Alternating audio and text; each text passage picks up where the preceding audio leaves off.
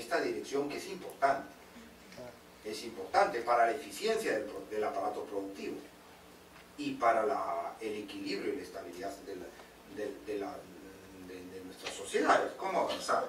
Bueno, lo que voy a hacer a continuación, y tenemos, pues, a ver, 25 minutos, pero es suficiente, es presentar las diferentes respuestas que frente al fenómeno se están gestando. Este es un proceso de construcción al cual se va avanzando. Algunas están en marcha en algunos países, incluido el Perú. Otras son proyectos, otras son propuestas, algunas requieren reforma legislativa, algunas pueden aplicarse por vía judicial, algunas tienen que ver con el uso por los trabajadores de las herramientas de autotutela colectiva. En fin, lo vamos a ir viendo por lo menos en el diagnóstico y la sistematización que un servidor ha construido sobre esto. Bueno, primera línea de lucha, esta es la tradicional en estos casos. Lo primero que hay que hacer es, y esta es una línea de vieja data, como les digo, hacer frente al uso patológico de la subcontratación, evidentemente.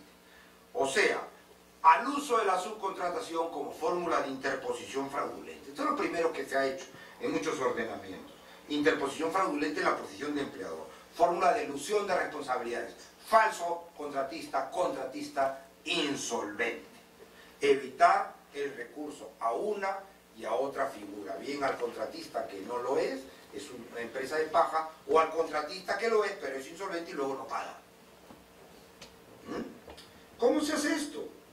Pues recurriendo a dos medidas que existen en el ordenamiento peruano y en más ordenamientos, ¿no? Primero, previsión de la existencia de una relación laboral directa, ¿no? Posibilidad de declarar que existe relación laboral directa entre la empresa principal y los trabajadores del contratista, cuando el contratista es un falso contratista, cuando verdaderamente la empresa principal es quien organiza y dirige el trabajo de ellos. Esto en el Perú debe tener un nombre, es algo así como desnaturalización de la tercerización, ¿no? Sí, eso es. Esa es la técnica, y la idea es que hay relación de ellos. Muy bien, eso por un lado. Y por otro lado está la responsabilidad solidaria, que tiene que ver con el tema del contratista insolvente.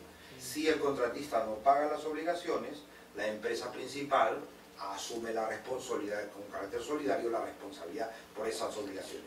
No porque sea el empleador, sino porque el legislador entiende que ha de asumir esa responsabilidad porque la prestación del contratista forma parte de su proceso productivo o porque se beneficia de ello.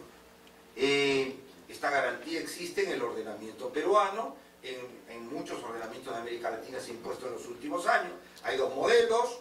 Un modelo que es de responsabilidad directa, que es el peruano, y un modelo de responsabilidad evolutivo, digamos, que está en Uruguay, en Argentina, en Chile, dentro del cual la responsabilidad del principal es subsidiaria si vigila al contratista y se encarga de pagar las deudas laborales con cargo a cobrárselas, y es solidaria en caso contrario. El peruano no, el régimen peruano es un régimen de solidaridad directa. Tú puedes ir directamente a uno o al otro. Pero un poco tramposillo, porque la responsabilidad solidaria, después de un decreto legislativo de la época del amigo Mario, que gloria de Dios prevé que esa responsabilidad solidaria se produce solo por las obligaciones de fuente legal. Por lo tanto, el salario mínimo, ¿no? Punto. Lo que esté en el convenio, creo que no, ¿no? No sé cómo se está interpretando, pero yo hasta donde sé, la responsabilidad se limita a lo previsto por norma legal. Y todo beneficio contractual, fruto de condición más beneficiosa, de costumbre o de convenio colectivo, no está garantizado. Una pena. Una pena. Pero esto es importante. Esto es importante. Tiene un valor estratégico. ¿Por qué? No tanto porque cobren o no cobren, sino porque orienta la selección de los contratistas.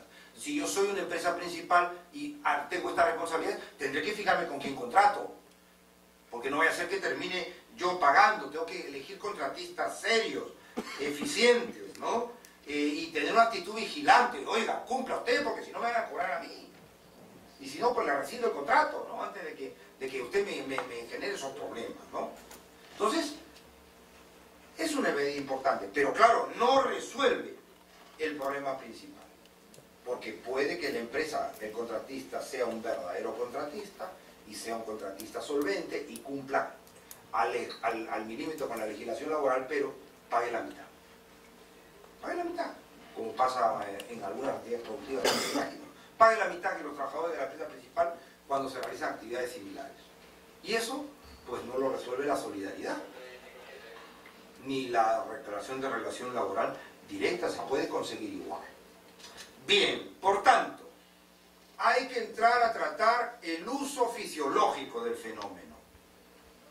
El uso fisiológico, o sea, la contratación lícita. Hay que de algún modo intervenir en ella, en la subcontratación ilícita.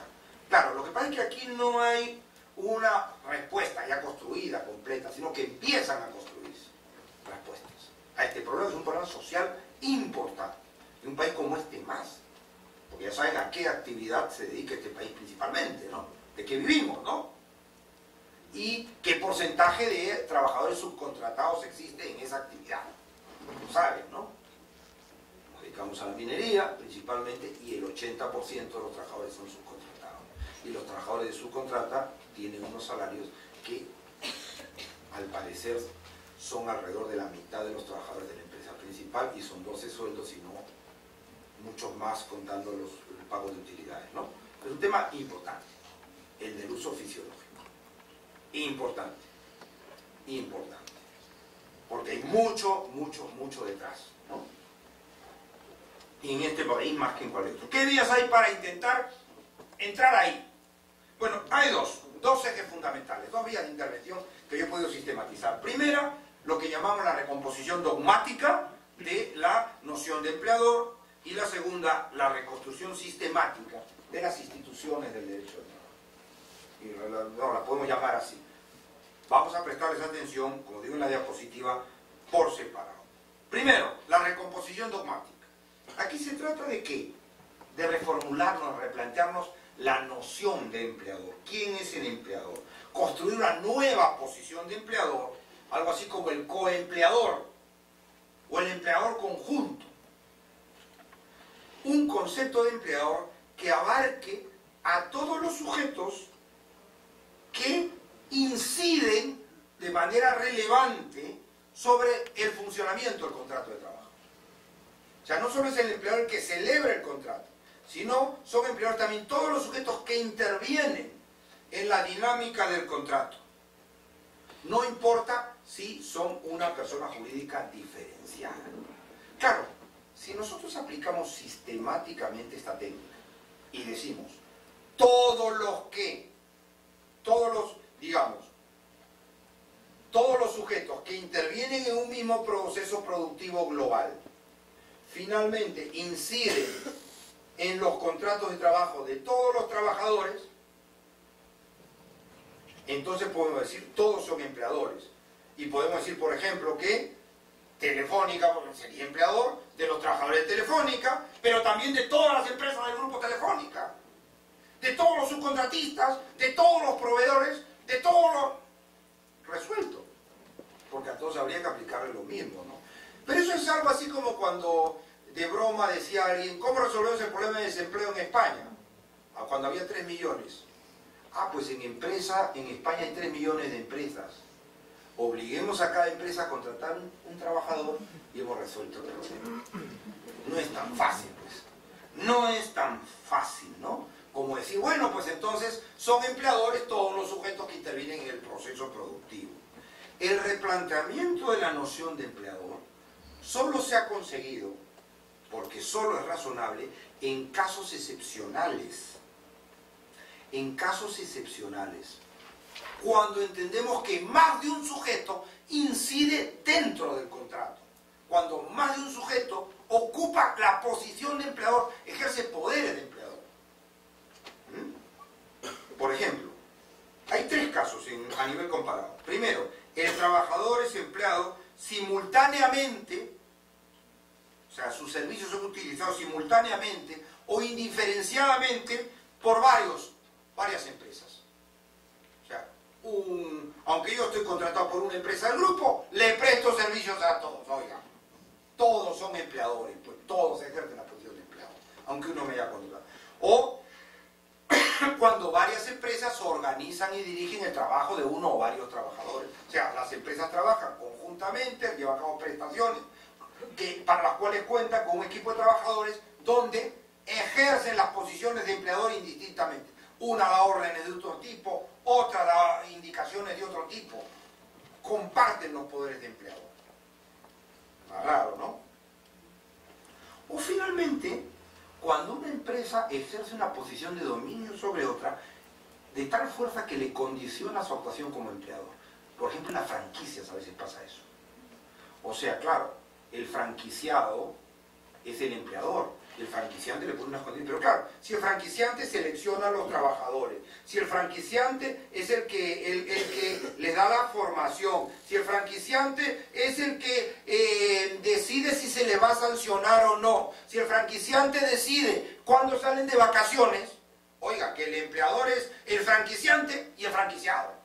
¿Se dan cuenta? Los dos lo ejercen, los dos a la vez. En esos casos procede reformular la noción de empleador. Pero no pues cuando hablamos de Telefónica y un contratista de Telefónica. No, ahí no se da ninguna situación de estas, en principio, ¿no? Tiene un contrato y Telefónica le encarga unas prestaciones que el contratista cumple con su personal, lo organiza, lo dirige. Telefónica no le condiciona su actividad de empleador desde dentro. El tema es cuando el de fuera se mete en el contrato. Entonces, esto existe en Inglaterra, en Estados Unidos, en Holanda, en Suecia y hasta en Uruguay, el empleador complejo. Y nos sirve para estos casos, que son casos, miren, excepcionales, ¿no? Pero útil, es útil. Yo quiero seguir trabajando sobre esto. Quizás vaya a haber un congreso en Milán, en junio, sobre la codatorialità, le dicen los datore di lavoro, los italianos. Es algo así como la coempleabilidad, algo así, ¿no? El coempleador. Quiero ir a ver qué están haciendo los italianos sobre eso, porque es interesante, ¿no? Porque estas cosas pasan, ¿ah? Estas cosas pasan bastante. Ustedes que son abogados sabrán que hay casos de este tipo, de esta mezcolanza de poderes, ¿no? Pero claro, haya mezcolanza o no de poderes, este es el otro tema. O sea, o cuando no hay mezcolanza de poderes, también pueden degradarse condiciones laborales, ¿no? También pueden degradarse condiciones laborales. Y por tanto, hay que complementar esto, que es una técnica limitada, interesante. Yo quiero investigar más, ¿no? Sobre esto, ¿no? Gustaría escribir algún trabajo sobre esto, darle más vuelta, ¿no? Porque es un conocimiento todavía pequeño el que tengo sobre esto, ¿no? Para lo que me gustaría. No estoy en España, no estoy investigado esto, ¿no? En Perú, que yo sepa, tampoco ha sido de una manera sistemática y amplia. Bueno, segundo camino, reconstruir sistemáticamente las instituciones laborales, adaptar el funcionamiento de nuestras instituciones que están pensadas para un empleador coextenso con la empresa a una situación distinta, donde el empleador forma parte de un proceso productivo más amplio. Y esto supondría, para empezar, replantearse la forma de operar de algunas instituciones, que aunque son garantistas, están terminando por ser utilizadas con fines opuestos, para favorecer las externalizaciones degradatorias. Por ejemplo, los despidos por razones económicas.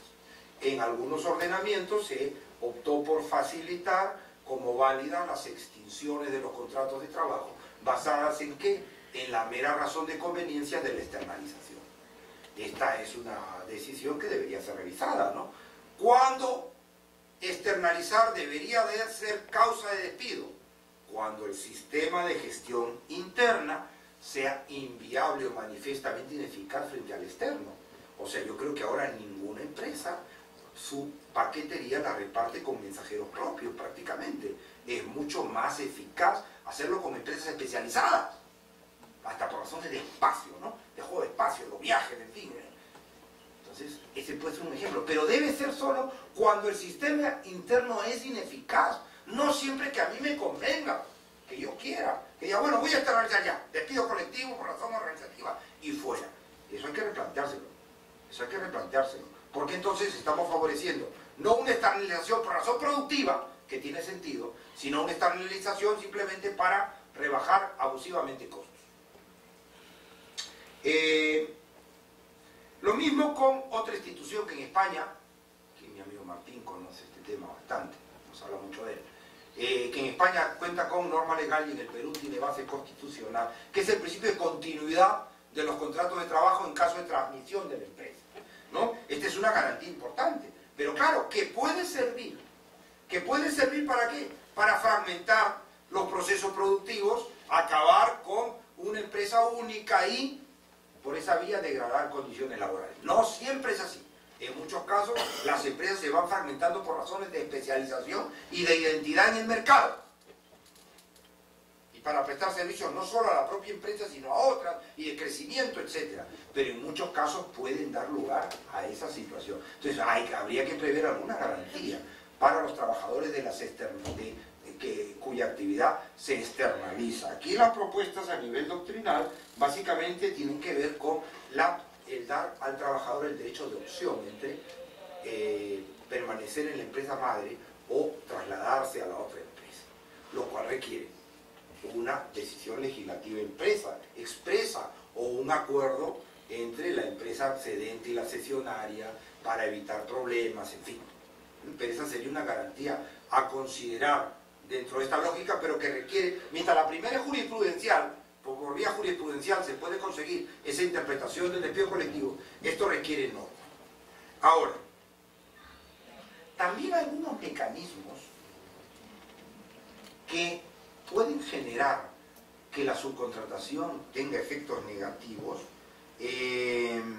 deberían ser planteados. Por ejemplo, la exigencia de causalidad de la contratación temporal. Ahora, digamos, como vimos, si la aplicamos nosotros al empleador, al subcontratista, que es el empleador formal, termina por convertir un puesto que sería permanente para la principal en temporal. ¿Por qué no nos planteamos vincular esa exigencia a la empresa principal? Es decir, como es una necesidad permanente de la empresa principal, entonces ese contrato debe ser por tiempo indefinido. Ese contrato debe ser por tiempo indefinido. Claro, tendrá que preverse algún tipo de garantía para ver qué pasa si luego la empresa principal expulsa al contratista. Eso es lo que en España a través de los convenios colectivos de sector, limpieza, vigilancia, se consigue mediante la obligación de los contratistas que se van sucediendo de asumir al personal del anterior, ¿no? Y que aquí se podría hacer por vía legislativa, por vía de convenio o incluso en el pliego de condiciones de la empresa principal. En la Universidad de Salamanca habrán pasado, no sé, en los últimos años 15 empresas de limpieza, pero las personas que limpian son las mismas porque van pasando de una empresa a otra, con todas las extinciones que vaya a hacer por razones organizativas, ineficacia, despidos disciplinarios, lo que sea, ¿no? Bien. Luego, el tema clave. ¿Por qué tenemos que resignarnos nosotros a aceptar que, porque los trabajadores de la empresa principal, de la empresa contratista, ya no trabajan para la principal, sus condiciones tienen que ser necesariamente peores? Deberíamos intentar construir mecanismos que permitan por lo menos acercar esas condiciones, si no igualarlas. Claro, que aquí viene la posición fácil, ¿no? Que a mí me dijeron una vez en Arequipa, más o menos como los 3 millones de puestos de trabajo. No, es que doctor Sanguinetti, lo que usted dice, no, es algo parecido, ¿eh? El APROTO, esto lo dije cuando todavía estaba vivo Pepe Butrón, que era de Carlos García Abogado, me invitó. Y las primeras ideas sobre esto, pues las expuse ahí. Y entonces, digo, no, doctor Sanguinetti, está resuelto. Principio de igualdad, Constitución, artículo, bueno, el español es la 14, el 14 no sé cuál es el peruano. A igual trabajo, igual salario. Claro, a igual trabajo, igual salario, pero claro, los trabajadores de la empresa, para empezar, los trabajadores de la empresa contratista no necesariamente hacen el mismo trabajo de los trabajadores de la empresa principal. Y además, si lo hacen para otro empleador, con unas condiciones que ha concedido otro sujeto. Entonces, no es tan fácil aplicar el principio de igualdad. Podría ser razonable aplicarlo por vía legislativa, siempre y cuando se trate de procesos productivos similares. Pero no es tan fácil como en las CTTs o como se llama aquí, en las empresas estas que ceden trabajadores. Los service, que le dicen. En España, en el Perú, hay obligación de conceder las mismas condiciones laborales. Pero claro, es que es el mismo puesto de trabajo. Trabaja dentro de la empresa, ¿no? Aquí hablamos de trabajadores que realizan actividades diferentes para empleadores diferentes. Formalmente no es fácil trasladarlo. Puede hacerse si se trata de actividades similares. Podría hacerse, pero no se desprende de la Constitución. Requeriría una decisión normativa expresa, con todos los obstáculos que esto supone, con toda la resistencia. Ya me dirán ustedes si va a ser fácil eso. En ciertas actividades productivas establecer un salario único para los trabajadores de contrata y los trabajadores de la empresa principal que realicen las mismas actividades. Sería lo más justo, ¿no? Sería lo más justo, pero es también muy complejo, ¿no? Antes caerían muchas otras cosas en algunos países, ¿no? Bueno, entonces, ¿qué es lo que es posible? ¿Por dónde se puede avanzar? Pues recortando la brecha a través del ejercicio de los derechos colectivos.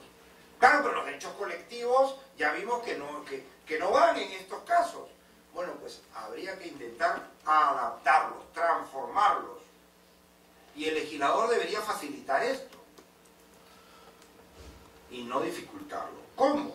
Por ejemplo, en materia de sindicalización, pues los trabajadores deberían, los sindicatos antes, cambiar su forma de organización tradicional, adaptarlas a la nueva configuración de la empresa.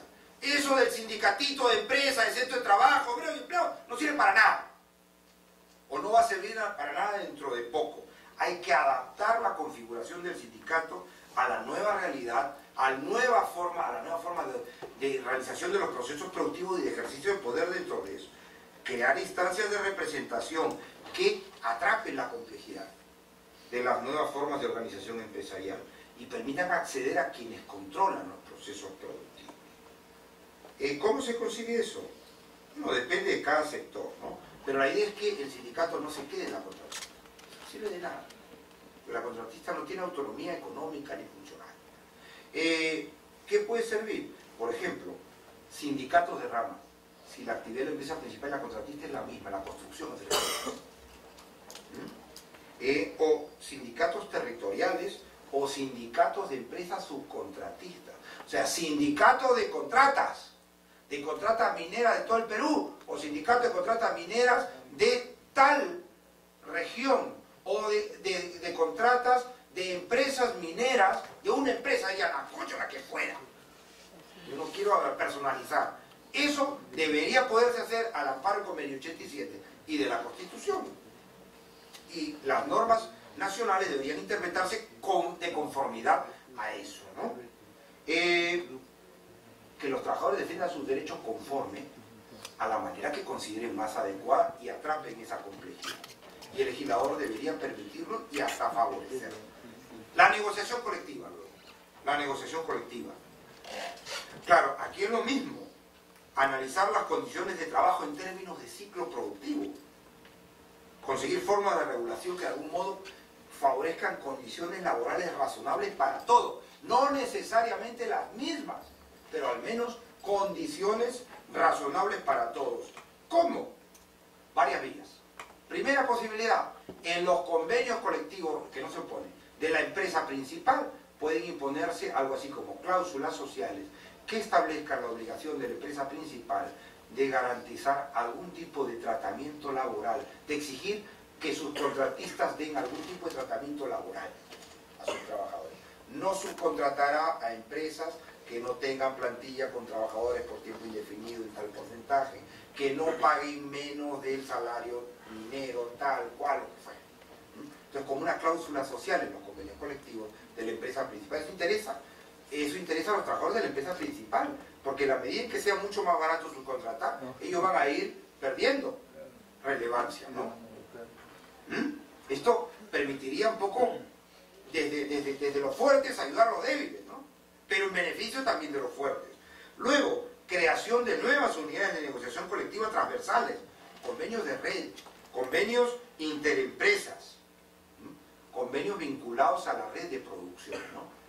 O al menos fórmulas de negociación colectiva que implican a la empresa principal. Eso es hecho en el Perú.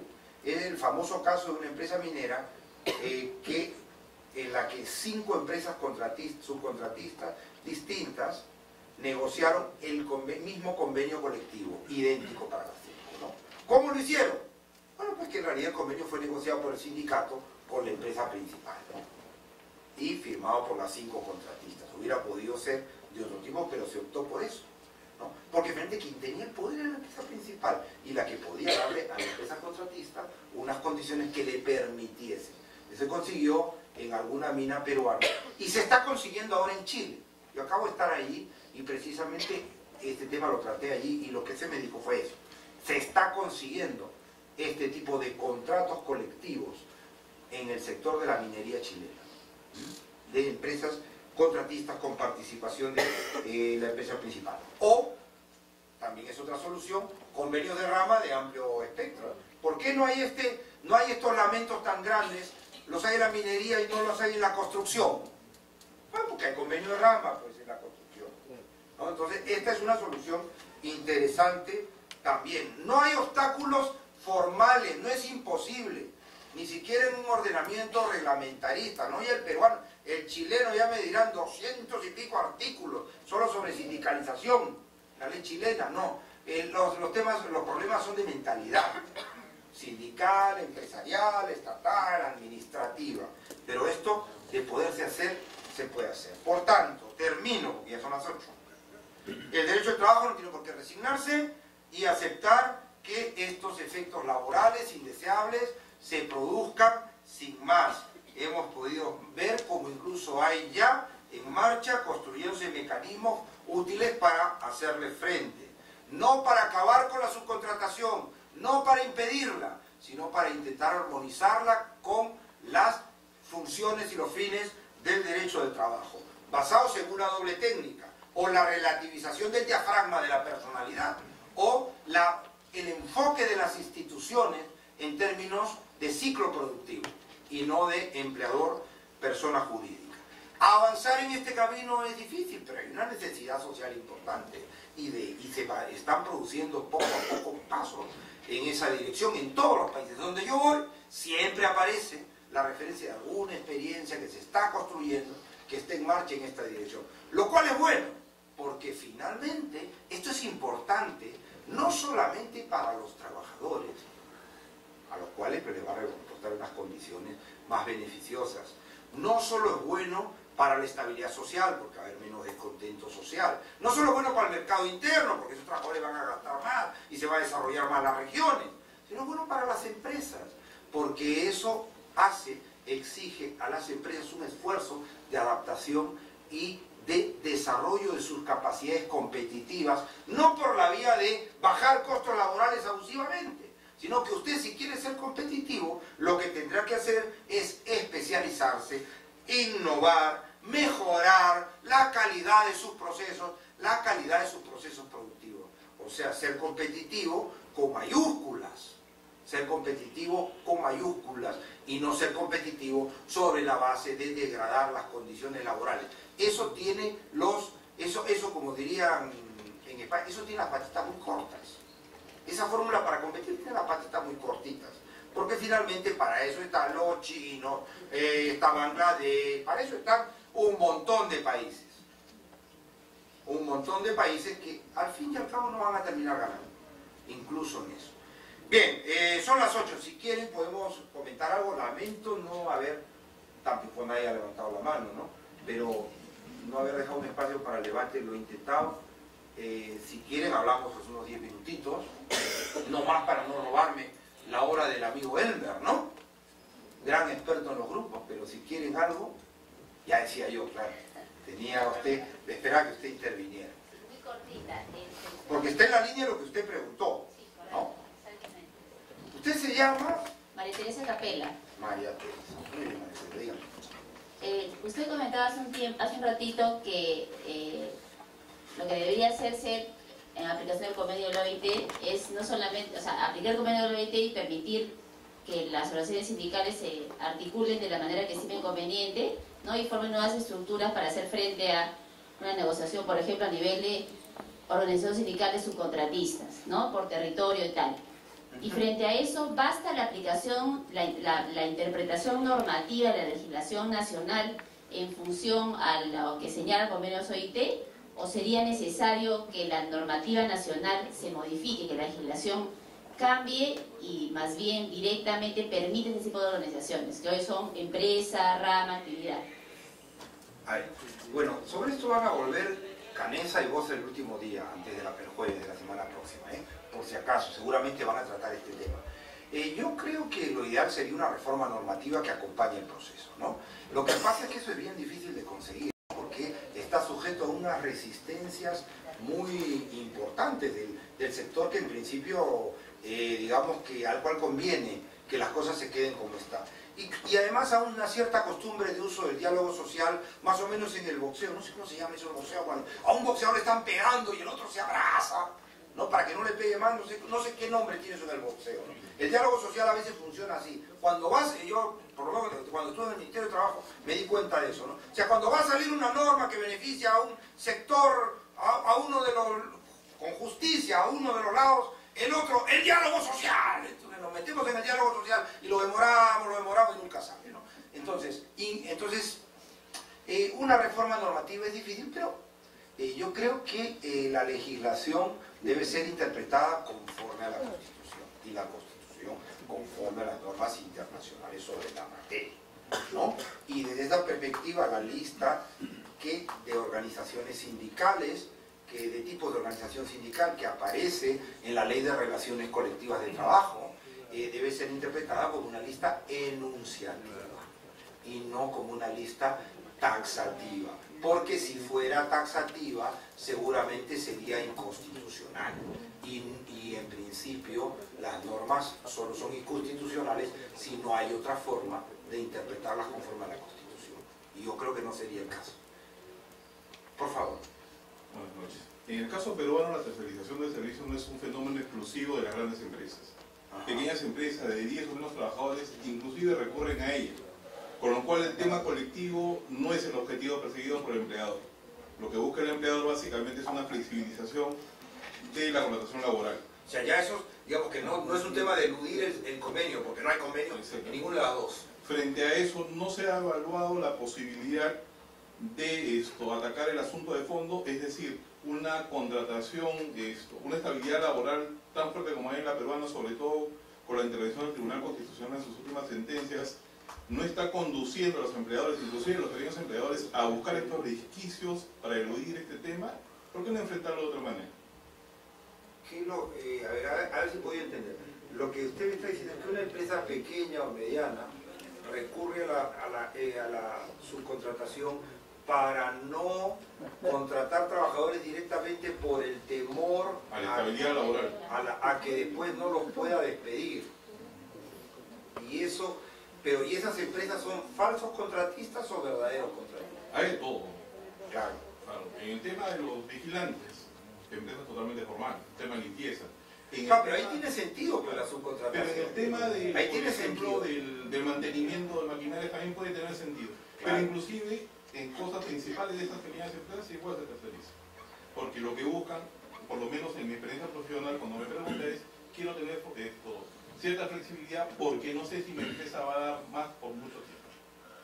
Pero claro, lo que pasa es que en el Perú hay un problema también con el tratamiento de las extinciones por razones económicas, técnicas. Entonces, el despido disciplinario se convierte en la fórmula comodín para cualquier extinción.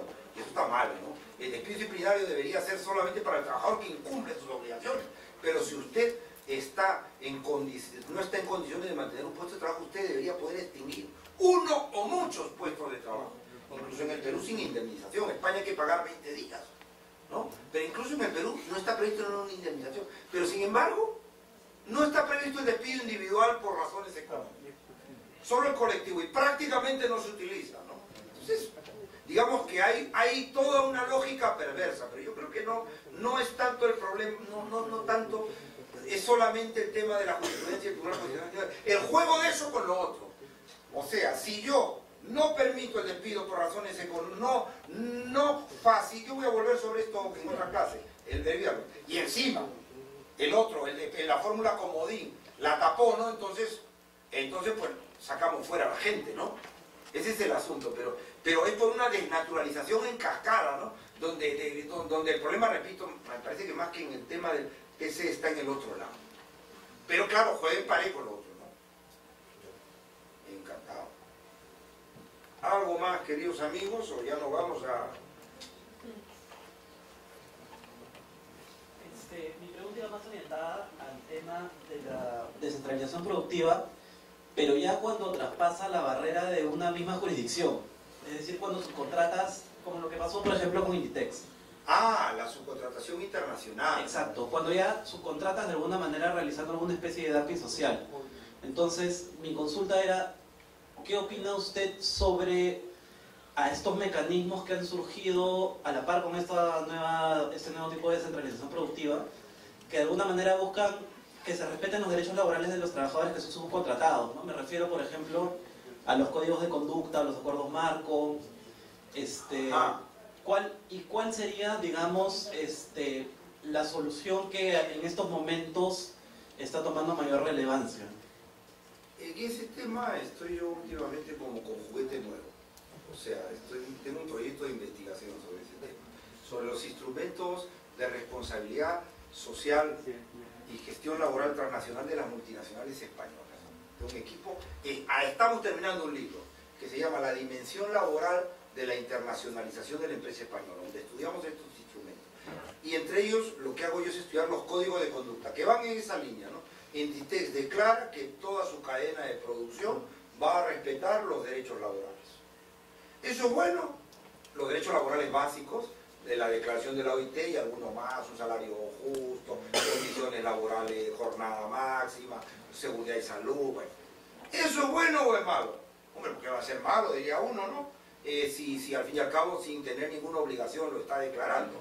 Ya, pero puede ser malo si es un puro engaño, si es un recurso simbólico, o incluso si es utilizado para decir, no, pues estos trabajadores no necesitan protección porque ya está el código de conducta. Entonces puede ser bueno o puede ser malo. ¿De qué depende?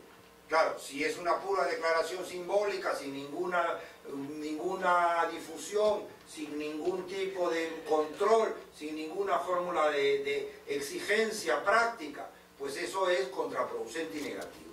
Pero ¿qué es lo que está pasando? Que estas empresas necesitan tener legitimidad. El concepto de responsabilidad surge por eso. Necesitan tener legitimidad ante la sociedad, ante los consumidores.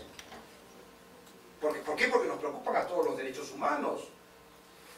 Y lo exigimos cada vez. Entonces van surgiendo un nuevo tipo de código de conducta que se caracteriza porque los derechos que tienen una amplia difusión, los derechos que protegen son sistemáticamente formulados de acuerdo con la noción de trabajo decente, incluye fórmulas de verificación, incluye en el caso de Inditex, por ejemplo, un protocolo de participación sindical en la verificación, y luego está contractualizado su cumplimiento. Es decir, a cada contratista en su contrato mercantil se le pone que está obligado a respetar el código y si no, se le va a suspender o se le va a cancelar los pedidos. Ya esos códigos ya son otra cosa, ¿no? Entonces la respuesta es depende del código, pues. En un código de primer tipo no sirve para nada, mejor es un engaño. Esto ya es algo que me interesa más, que puede cumplir una función positiva, porque ningún convenio de la OIT, ninguna declaración internacional tiene eficacia sino donde los estados quieren. En cambio, estos códigos, a través del poder contractual de la multinacional, se aplican en el caso de Inditex a 1 millón de trabajadores, en 30 países. ¿Se da cuenta? Entonces, ¿quién es su interés? Ay, me da vergüenza porque estamos comiendo su descanso. Una pregunta más. Solamente quería comentar que a esta noción de código de conducta y estos nuevos mecanismos se incorporó también un nuevo actor, un viejo actor pero que ha tenido relevancia, por lo menos en el caso peruano, Sí, que son las comunidades campesinas, ¿no? No me diga. El 80%, digamos, como bien señalaba usted, es un tema de minería, la tercerización está muy fuerte ahí, alrededor del 80%, y las comunidades campesinas han comenzado a formar alianzas con los sindicatos a la hora, por ejemplo, de plantear una huelga y de hacer efectiva esa huelga. Y a veces las comunidades no saben ni por qué piden lo que piden, pero terminan pidiendo, inclusive sin haber recibido antes apoyos de las organizaciones sindicales, ¿no? Entonces, y ese tema de código de conducta de responsabilidad social empresarial está muy vigente a nivel Perú, de cumplimiento de pactos para legitimar relacionarse con las comunidades, con el entorno, ¿no? Con la zona de influencia Claro. del proyecto, ¿no? Claro, la responsabilidad social pues tiene una dimensión sociolaboral y tiene una dimensión ambiental, ¿no? Y a veces se entrecruzan, ¿no? Se entrecruzan y además incluso con participación del sindicato, de ONG, sociedad civil, y entran en ese juego que hace que las empresas sean socialmente responsables. ¿Eso es sincero o no es sincero? A mí me da igual. A mí me da igual. Si es interesado, mejor. Mejor, porque lo que se hace por interés se hace bien. Lo que se hace por altruismo, bueno, se hace cuando se quiere, ¿no? Perdón, que la había interrumpido. Y no solamente por el tema medioambiental, sino por formar parte del negocio. O sea, las comunidades quieren ser, si no accionistas de la empresa, que en unos casos se da en construcción y minería, son casos muy puntuales, sí ser partícipes del negocio, de la actividad productiva, proveerte queso, proveerte pan, darte el transporte. Entonces, ya no son organizaciones sindicales, pero se articulan muy bien en alianza con la organización sindical, ¿no? Y es un tema, la comunidad El tiene tema es mucha... cómo intenta fortalecer el medio, digamos, sin participar de la cadena y fortalecer el no de mercado manera interno. directa, sino como proveedor indirecto, ¿no? Pero sí hay una... Se nos va, pero está en este mundo, ¿no? De problemáticas entrecruzadas y de situaciones complejas de la cual se construyen respuestas nuevas a través de los viejos instrumentos y de algunos nuevos, ¿no? No sé, vamos a hacer ya nuestro descanso, porque a las 8:30 estará aquí nuestro amigo Elmer Arce.